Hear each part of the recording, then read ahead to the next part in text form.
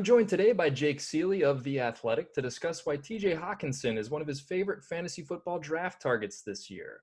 Jake, every 5 years, the Lions draft a tight end in the first round and pawn them off onto Stafford and fantasy owners. Why should we go into Hawk for TJ? Remember week one last year? No, but kidding aside for that one, because everybody knows what happened after that.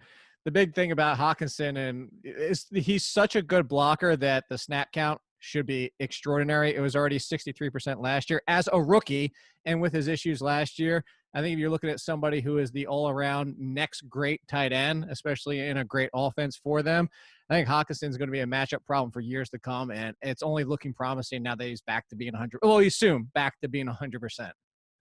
The Detroit passing game is like music. We're all jazzed up for Kenny G, and Marvin knows what's going on. Amendola and the running backs, they can keep the rhythm.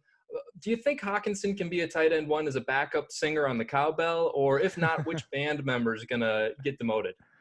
Yeah, so I think if anybody, it's probably Amendola. I mean, it just makes the most sense. If you look at him last year, Hawkinson, even with the issues, and I mentioned how good of a blocker he was, still saw 11% of the targets. That's not it's not an extraordinary number, but it's a really good number for a rookie tight end, which we always know how many struggles they have usually coming into the league.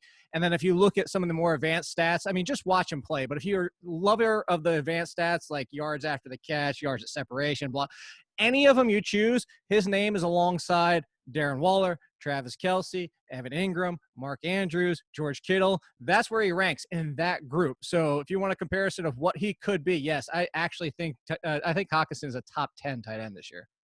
Now, are you sure the Lions didn't just draft Hawkinson because his name sounds like Hockey Town and they're hoping to hoodwink Red Wings fans?